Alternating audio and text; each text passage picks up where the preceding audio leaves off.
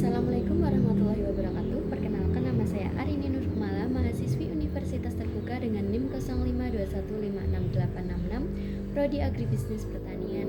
Hari ini saya akan menjelaskan isi PPT saya. Yang pertama yaitu bab pendahuluan. Latar belakang berisikan minat generasi muda terhadap pertanian cenderung menurun. Pertanian memiliki peluang bisnis yang besar. Kewirausahaan dapat meningkatkan nilai tambah produk pertanian. Yang kedua, ada karakteristik petani muda berwirausaha, yaitu harus memiliki jiwa yang percaya diri, kreatif dan inovatif, serta berani mengambil risiko dalam keputusan.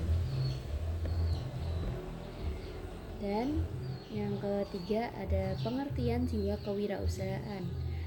Kreatif dan inovatif itu sangat diperlukan ya untuk menjadi seorang wirausaha.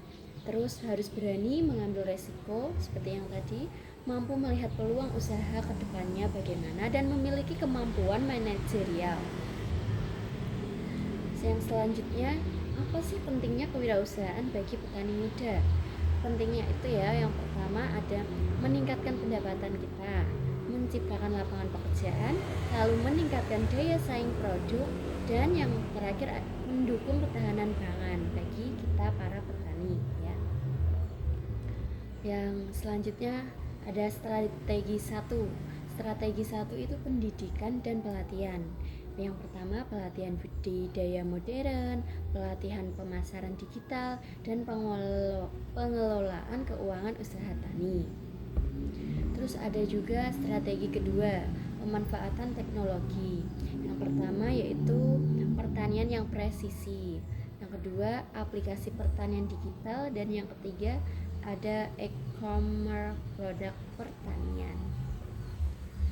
Lanjut ke strategi yang ketiga, yaitu inovasi produk. Apa sih isinya?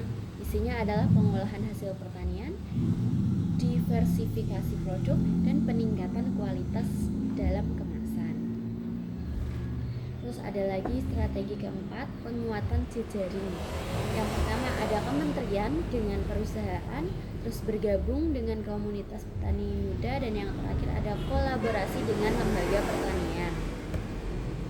Nah, ini strategi kelima, yaitu akses permodalan. Yang pertama, apa sih yang dibutuhkan untuk memulai kewirausahaan? Yang dibutuhkan yang pertama itu adalah KUR ya, atau kredit usaha rakyat. Dan yang kedua ada program pemerintah.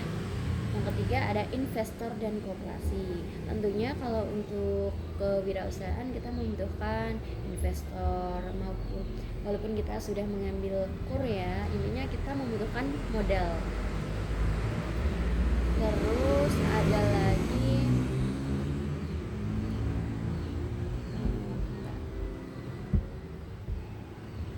tantangan yang dihadapin. Apa aja sih tantangan yang dihadapi untuk kita menjalankan kewirausahaan atau membangun usaha? Yang pertama ada keterbatasan modal, itu pasti. Terus yang kedua ada kurangnya pengalaman bisnis, dan yang ketiga ada fluktuasi harga hasil pertanian, dan yang terakhir ada perubahan iklim. Nah, selanjutnya ada pemanfaatan teknologi digital lagi ya. Ini berbeda dengan tadi. Di sini ada pemasaran melalui media sosial. Pemasarannya bisa melalui WhatsApp, Instagram, Facebook, TikTok, maupun media sosial yang lainnya. Terus yang kedua ada penjualan marketplace lagi ya, seperti yang tadi. Dan yang ketiga ada penggunaan aplikasi pertanian. Ini biasanya ada yang menggunakan, ada yang tidak, tapi lebih baik kita menggunakan ya. Terus yang terakhir ada pencatatan keuangan digital, itu sangat penting karena kalau tidak dicatat itu biasanya ada selisihnya, nanti kita bingung gitu selisihnya tuh seperti apa. Terus ada peran pemerintah dan stakeholder. Yang pertama itu penyediaan pelatihan. Kalau ada pelatihan itu kita bisa lebih memahami lagi gitu. Kita lebih tahu karena ada pelatihannya terlebih dahulu. Terus yang kedua ada bantuan permodalan.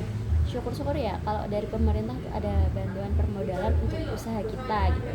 Terus yang ketiga pendampingan usaha. Biasanya kalau awal-awal tuh ada ya yang didampingi terlebih dahulu karena kita kan baru pertama kali masuk gitu. Jadi kita harus didampingi terlebih dahulu. Terus ada pengembangan infrastruktur. Terus yang selanjutnya kita masuk ke tahap kesimpulan ya. Jadi kesimpulan ini kita dapat menyimpulkan bahwa jiwa kewirausahaan penting bagi petani muda. Yang kedua, dapat dikembangkan melalui pendidikan, teknologi, inovasi, jejaring dan permodalan. Permodalan lagi ya tentunya. Terus yang terakhir ada kolaborasi berbagai pihak, sangat diperlukan. Memang sangat diperlukan antara kolaborasi pihak satu, pihak dua dan pihak yang lainnya. Terus di slide terakhir kita ada link videonya nanti dan sudah ya, sekian, terima kasih, wassalamualaikum warahmatullahi wabarakatuh.